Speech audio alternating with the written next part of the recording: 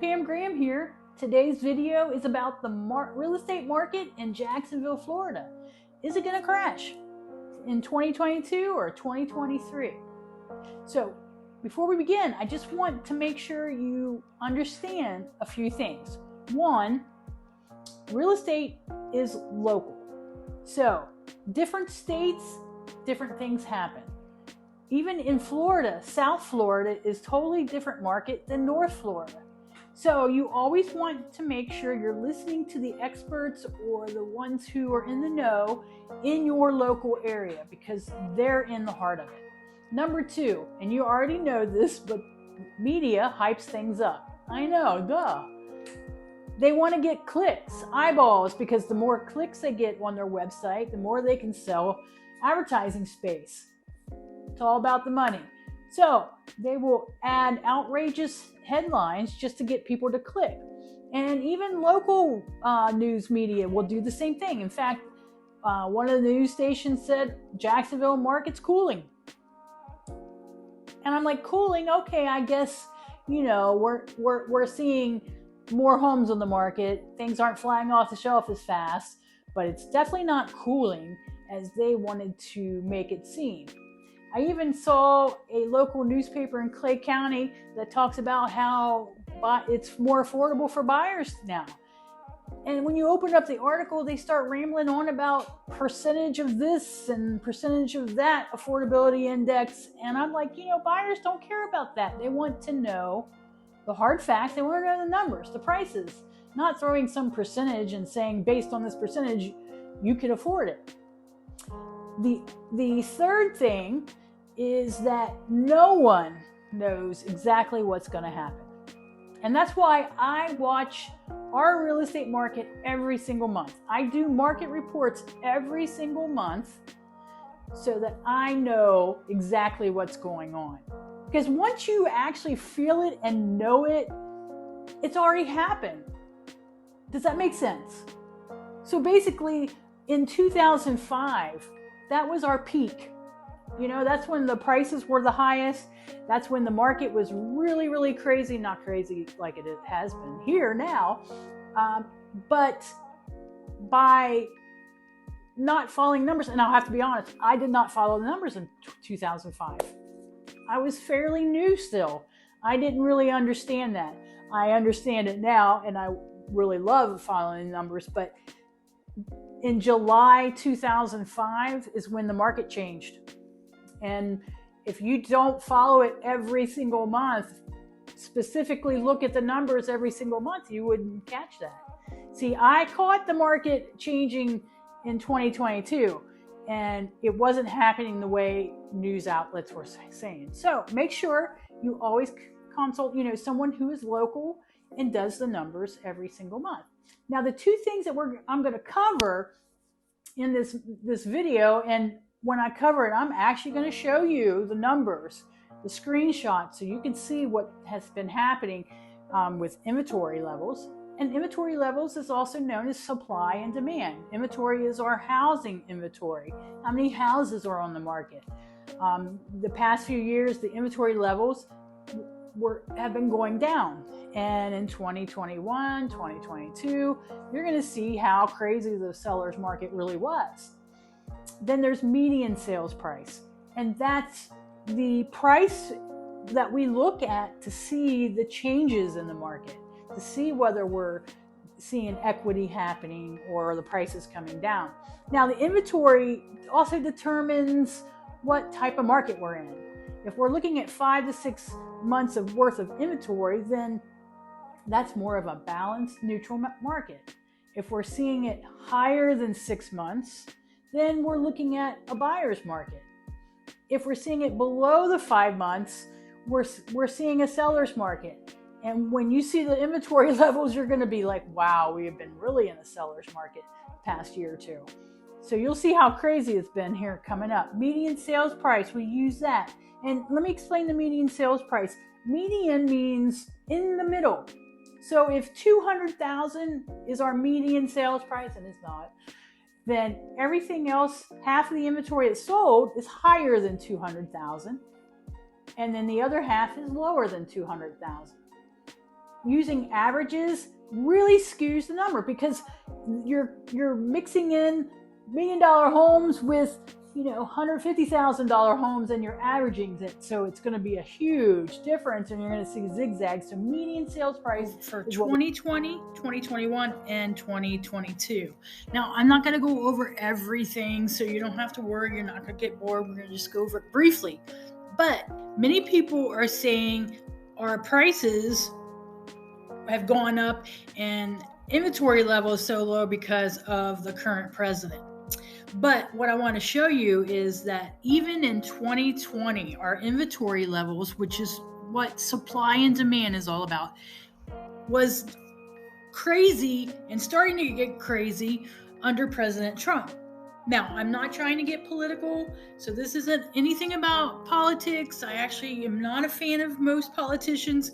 I just wanted to point this out for you and also give you kind of an eyeball view. This is the graph that shows the inventory levels. If you look to the far left, that would be January 2020. You see how the inventory levels started coming down until December 2020. Now, I highlighted in yellow inventory levels that are under 2 months. Now, even a seller's market is under 5 months. So even the whole year of 2020, we were in a seller's market. But if you look towards the end of 2020, we were getting under 2 months. And again, remember, that's the current inventory level, how many months it would take to sell that based on what is already sold if no other home was to come on the market. Less than 2 months. That's 2020. Now, look at 2021. So there's a graph, and you notice the inventory levels are even lower. But let's look at the numbers. All of 2021 was under 2. Now, new president, but this is a trickle effect from days and months before. This is reflecting what has sold. So, as you can see, the inventory levels were under 2 again, and it was just crazy. Now we go for 2022. Now you're starting to see inventory levels are low, and now, as of August, they have come up. So I've highlighted again the ones that were under 2 months.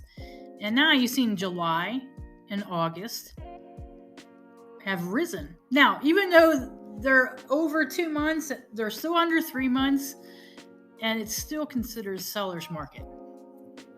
Increased from 2019 all the way up until about July of 2022. Not a big, huge price change for 2019 to 2020. And just to see prices that were under $200,000 as your median sales price is like the good old days now. As you see in this column, the change, while there was a positive change every single month, there was some single-digit changes and not a huge percentage of changes compared to now. Again, all positive. This column here shows you the percentage, but only 1 month was in the single digits. All the rest of the months were double digits on the change. So it shows you how that price started to really change in 2021. The prices in this year have continued to rise until we get to June. And in June, the prices started to change. $315, $305, $300, and now September up until the 1st of September to the 21st, the median sales price is at $300, and that could change.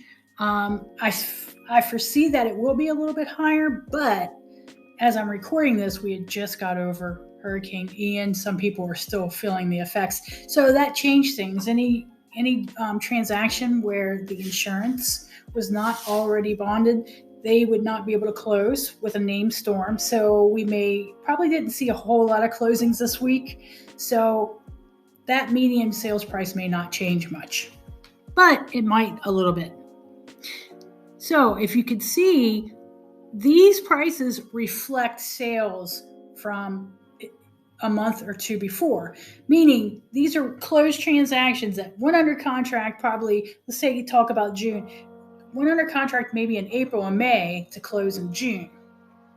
So this is reflecting, it really is reflecting the interest rate coming up. And I'm going to talk about the interest rate briefly in a moment too. But as a trigger, and as you know, I mentioned triggers a lot, but so far we're seeing prices coming down, but at a slow rate. Nothing representing a crash of any kind. Well, there you have it, folks. The real estate market in Jacksonville, Florida is not crashing, not in 2022. I don't foresee it happening in 2023. We may see some more corrections, and if we see a huge change, I predict it will be in the summer of 2023. But I'm going to check the numbers every single month, and I'm going to report those numbers so you can know that what you're seeing is accurate information, and we will see the changes as they're happening. And you know, I've mentioned in the past and other market reports where there has not been a trigger to change. You know, COVID happened, sellers were afraid to have people in their homes, so we were seeing the inventory levels coming down greatly in 2020. For, you know, buyers were wanting to buy houses like crazy, not enough. Then once we started getting out of COVID, people were getting a little more comfortable with that. We weren't seeing sickness as much. Then sellers were still not wanting to put their houses on the market. Some because not wanting people who may have it come into their homes, but also they were afraid to sell their house, and where were they going to go? You know, there's not that many houses. There's no guarantee that they sell the house, they can move on. So we saw the inventory level continuing to go lower and lower, and it's still lower. And you saw that the change didn't happen until July. Now, when we look at this, we're looking at it in arrears. So July's closings were houses that were on the market in June, May, June, maybe April. So if you look at that, you're going to see that the trigger for that was interest rates going up. And it was a huge change. I mean, in February, you could get 3%, under 3%, and now you're looking at 6.5%. So that's been the trigger. Also, you pair that with inflation. Inflation has been high, as you know. I don't have to bring that up, do I? So that makes your payment higher too, because of the homeowner's insurance has gone up a lot. So we're seeing a rise in that. So those have been the triggers. Now, also, what we've seen is less iBuyers, less cash investors. We were seeing a lot of them. They were buying houses right and left. They were outbidding regular buyers who wanted to live in the house because they were cash deals, closed quickly, over list price, $10,000, $20,000, $30,000 over list price. You didn't have to worry about appraisals. Then they were turning around and renting them for really high. So that was making our market higher. Then you had Zillow. They were buying houses from sellers and then turn around and put them on the market for $30,000, $40,000. So they were overinflating the market as well.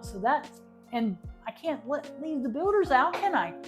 Builders have been raising their prices, and in some parts of the country, they would cancel their contracts with a current buyer because they could get 20, 30 more, and the buyers would be out. We didn't see that happening here so much, thank goodness. I was worried because that just, to me, is borderlines being super greedy. So those were triggers, and those triggers are changing. Now builders are offering to pay some closing costs. They're offering more incentives. Zillow is not buying houses anymore. They backed out. But instead of, they had a few in our area they put on the market, but then most of them, they were selling them to investors and bundling them and selling them to investors. So that left buyers out in the cold too. So with that, those were the triggers, as I mentioned.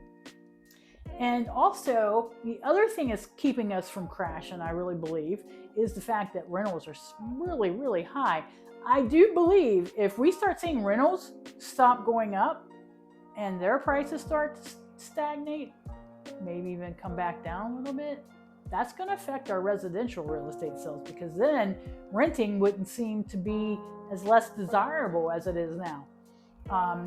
In 2005, rentals, like 2005, everybody says the crash of 2007, 2008. Really, it started in 2005 when things changed. Not the crash, but it did peak in 2005 in this area in July. So if, when that was happening, homeowners became underwater. So they owed more than what the house was worth. So for them, some of them were like, I'm done. I don't want this house anymore. I can go rent a nice house for, a few hundred, 500 less, a decent house. So the rentals were way better. And I think that was part of the reason for the crash then. There was other reasons, but I think that if we do see that occur now, we really need to watch the residential sales.